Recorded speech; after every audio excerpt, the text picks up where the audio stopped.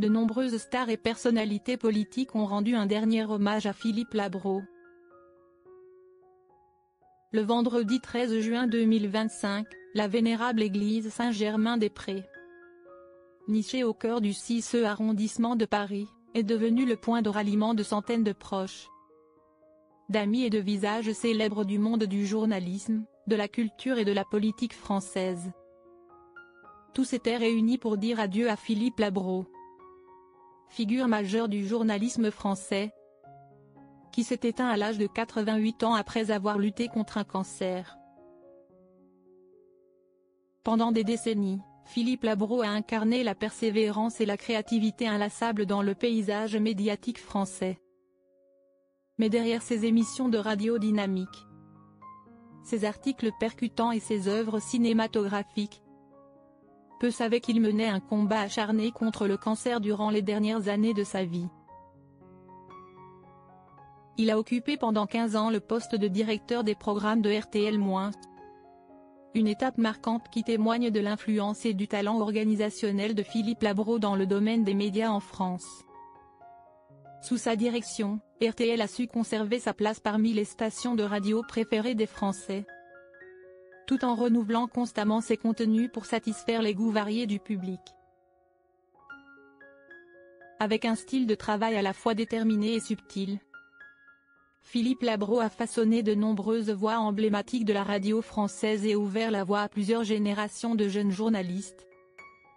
Il a toujours cru en une valeur fondamentale du journalisme.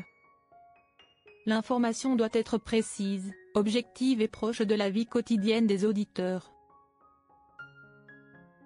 Nombre de ses collègues estiment que ces années passées à la tête de RTL ont forgé en Philippe Labro l'image d'un meneur complet, créatif dans le contenu, mais aussi fin connaisseur des enjeux commerciaux et stratégiques de la communication. Malgré une santé déclinante, Philippe Labro a conservé un calme et un amour du métier rare. Il partageait rarement l'état de sa maladie, par discrétion mais aussi pour ne pas inquiéter son entourage. Même lors de ses rares apparitions médiatiques, ce journaliste chevronné affichait toujours son sourire et son énergie comme pour défier l'érosion de la maladie par son optimisme. Sa famille, notamment son épouse Françoise Coulon et ses enfants, a été son soutien indéfectible tout au long de son traitement.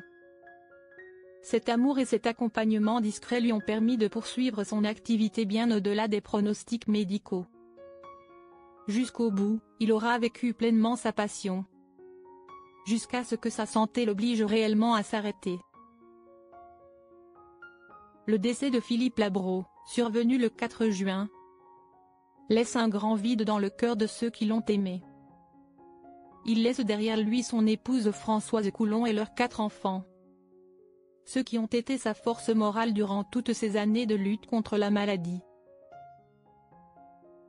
Les obsèques furent non seulement un dernier adieu familial mais aussi un moment où le public et ses confrères purent rendre un hommage profond à ce monument du journalisme, qui a tant enrichi la vie intellectuelle française. Ses 2 filles, Clarisse et Alexandra, le visage empreint de tristesse mais aussi de dignité, se sont montrés dans les bras affectueux de proches et d'amis fidèles, anciens collaborateurs de leur père pendant des décennies.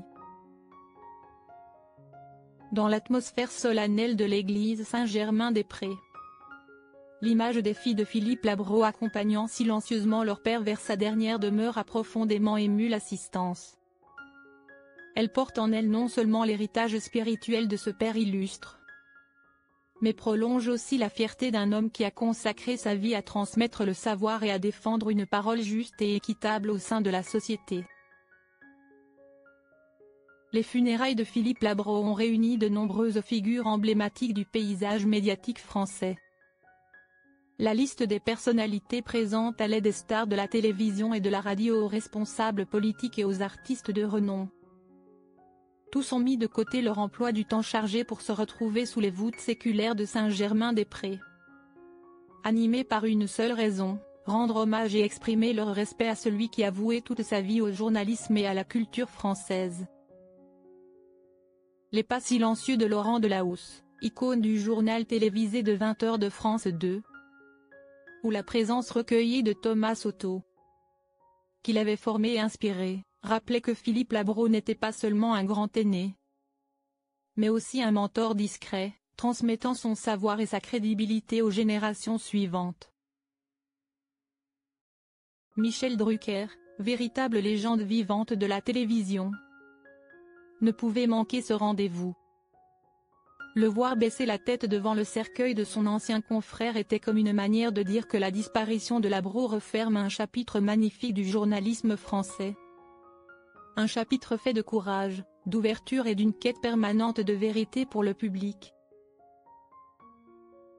Au-delà du monde médiatique, la présence de la ministre de la Culture Rachida Dati, de l'ancien ministre Bernard Kouchner ou encore de la scénariste Danielle Thompson témoignait du rôle de passeur de Philippe Labro. À la croisée du journalisme, de la littérature, du cinéma et des grandes valeurs culturelles et politiques, il a su marquer de son empreinte de multiples domaines, laissant une influence bien au-delà de sa sphère professionnelle. Les notes de violoncelle émouvantes de Gauthier Capuçon, la poignée de main réconfortante du musicien Renaud et de son épouse Laurence Ferrari ont ajouté une touche de solennité et d'humanité à cette cérémonie d'adieu. Tous semblaient dire que Philippe Labro a mené une vie pleinement accomplie, riche de succès professionnel mais aussi de bienveillance et de générosité envers son entourage. La présence de tant de figures notables a prouvé une chose. Philippe Labro n'était pas seulement un journaliste talentueux, mais un grand homme, aimé et respecté par plusieurs générations. Le jour de ses funérailles, chaque banc de l'église était occupé par des regards humides d'émotion. Une cérémonie où toutes les générations, des collègues les plus chevronnés aux jeunes reporters, partageaient la même conviction. La manière dont Philippe Labro a vécu trouve sa plus belle réponse dans la révérence unanime qui lui est rendue aujourd'hui. Une vie qui laisse un nom honoré, une carrière qui offre des leçons, et un homme qui laisse une admiration profonde et indélébile dans le cœur de chacun.